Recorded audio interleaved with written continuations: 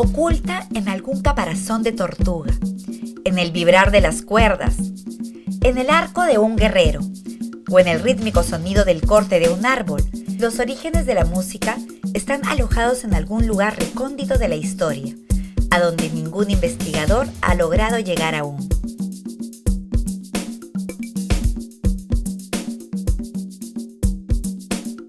Lo cierto es que la música nace al prolongarse y elevarse los sonidos del lenguaje. Ligada a diferentes creencias mitológicas y a diferentes dioses, el fenómeno musical se desarrolla en casi todas las culturas, con características diferentes, pero con un elemento distintivo: copiar los sonidos de la naturaleza.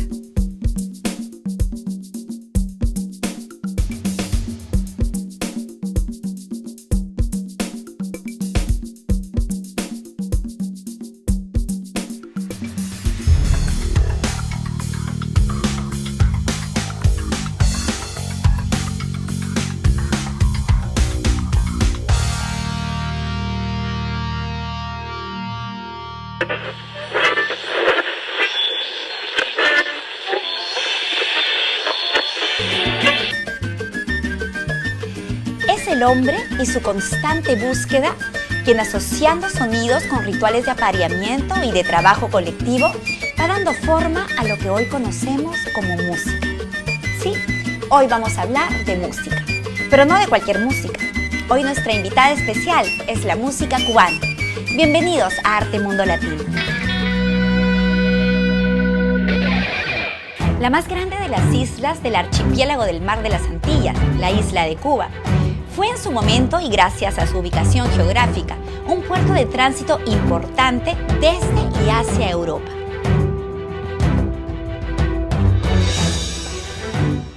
Hace 8.000 años antes de Cristo, se presume que llegan los primeros aborígenes a la isla de Cuba. Desde ahí y hasta la llegada de Cristóbal Colón, el intercambio de cazadores paleolíticos procedentes del Mississippi, la Florida y Bahamas era una práctica común en el Caribe, lo que convierte al Caribe en una zona de tránsito común entre tierra firme y la mayor de las Antillas.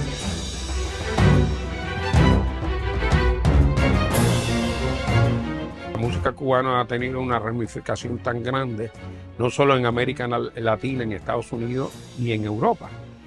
Originalmente, la música cubana tiene 33 géneros musicales. Originalmente eran 30, entonces cuando Elio Orobio vino aquí y me visitó, me dijo: acaban de descubrir 3 en Cuba, el quiribí, el nengón y el changüí, que se desconocían. Y entonces digo, Elio, esto se pone en 33. Dice, sí. Después de nosotros, la que más le sigue es Colombia, que tiene 11 géneros musicales. Después Estados Unidos y Brasil tienen 5 géneros autónomos. Hay muchos subgéneros después que se desprenden. En México y Argentina tienen 4. Y México tiene unos subgéneros también, que 4 de ellos son del danzón y el son cubano. Entonces Puerto Rico tiene 3, que son la plena y la bomba y las danzas puertorriqueños, y Venezuela, que tiene el joropo. Durante el primer viaje de Colón, la primera isla visitada fue la isla de Guanajani, más conocida como San Salvador. Y es que cuentan los relatos que Cristóbal Colón llegó a ella exhausto y a punto de ser linchado por su tripulación, luego de varios motines, a causa del escorbuto y de la inexactitud de los datos del viaje dados por Colón a sus tripulantes.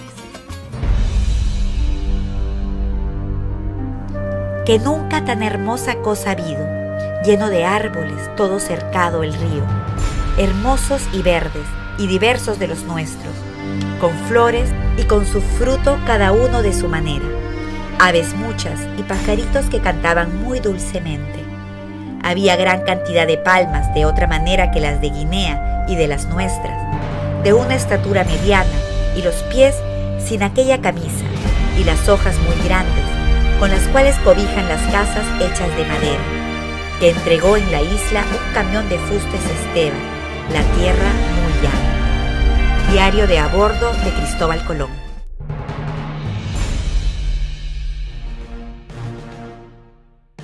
La travesía al Nuevo Mundo se realizó en 3 carabelas, que como dato curioso tenían en sus velas la cruz templaria en lugar de la cruz católica, como debía ser, pues la mayor parte del financiamiento había sido dado por la reina Isabel la Católica. Este detalle alimenta la teoría de que Cristóbal Colón sabía perfectamente a dónde se dirigía, gracias a mapas de navegación obtenidos de su abuelo, presuntamente templario. Pero todo esto es especulativo y merecería un programa completo. Quédese con nosotros.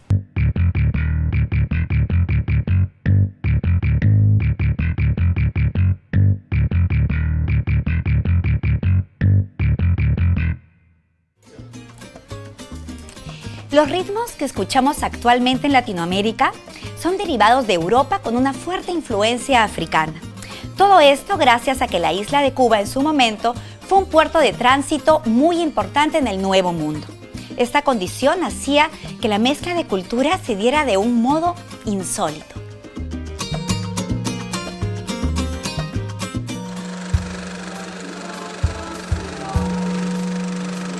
Esteban Salas y Castro fue un compositor barroco que vivió entre los años 1725 a 1803 y que básicamente se dedicó a componer música religiosa.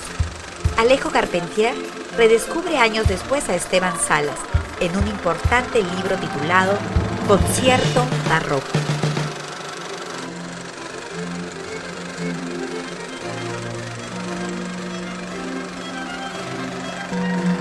La importancia de esta isla en la música de casi todo el continente americano se debe a que era la primera y la última parada de la flota española en el Nuevo Mundo, el punto donde se distribuían los viajes y las travesías a toda América. La influencia de Cuba fue tan grande, porque yo no sé si ustedes saben que el tango, como decía Jorge Luis Borges, es descendiente de la habanera, se llamaba habanera del puerto cuando los barcos de Cuba, que salían de Cuba, iban a Buenos Aires, iban los marineros que llevaban, muchos de ellos músicos, llevaban la contradanza cubana. Entonces la contradanza que después se convirtió en habanera. Entonces le llamaban habanera del puerto cuando llegaban allá a Buenos Aires. Ahí se liga con la milonga y sale el tango. En el bambuco, por ejemplo en Colombia, tú tienes el bambuco, que es un género cubano y se va a Colombia y de ahí sale, del bambuco cubano se desarrolla el bambuco colombiano. Y en el caso de Estados Unidos tienes el jazz. El jazz, yo tengo un disco aquí que se llama The World. Antes que había jazz, había música cubana. La música cubana va de La Habana a New Orleans, que era el intercambio más grande que había, era el puerto más grande que había con La Habana, y entonces se lleva el jazz, es contradanza cubana con ragtime and blues.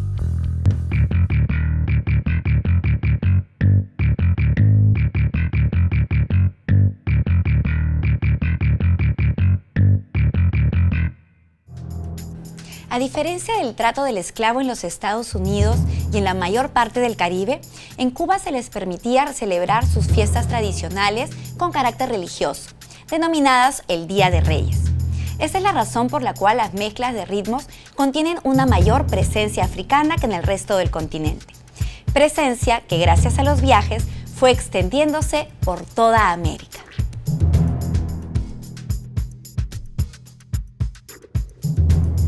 La primera música popular cubana fue sin dudas traída por los conquistadores españoles a bordo de su flota, por lo que probablemente fuera tomada de lo que era popular para estos navegantes durante el siglo XVI.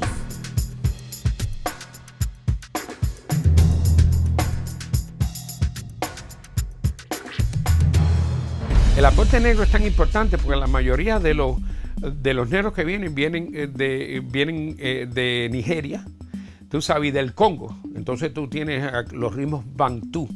Una cosa muy importante que por qué la música negra se desarrolla en Cuba en relación con la americana. Los negros esclavos americanos le quitaron los tambores y no podían cantar los ritmos de ellos.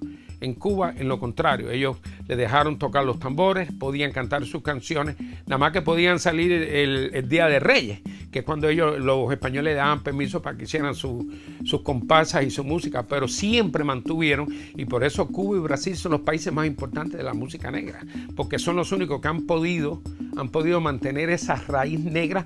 La ritmática cubana viene de la música africana, porque la música europea que vino de España era música más bien clásica, era una música ya más, como le llaman, música de concierto, y también la rumba flamenco que viene de la parte sur de España, que lo traen los españoles que salen de Palos de Moguer.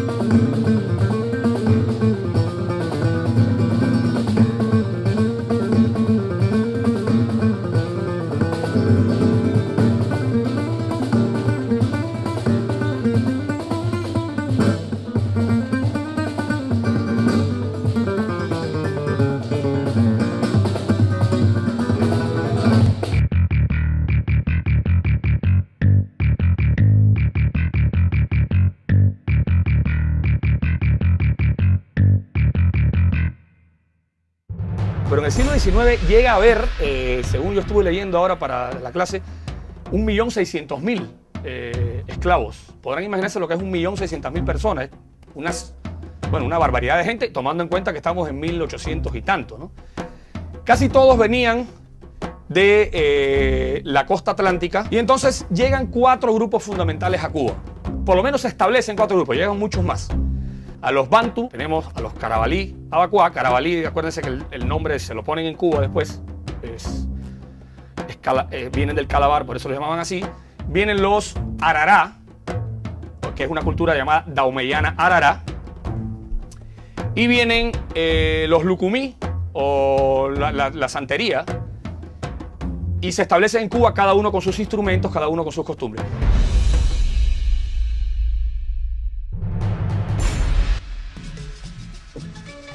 No es hasta la llegada del punto y el zapateo que pueden considerarse como géneros musicales autóctonos de la nación cubana.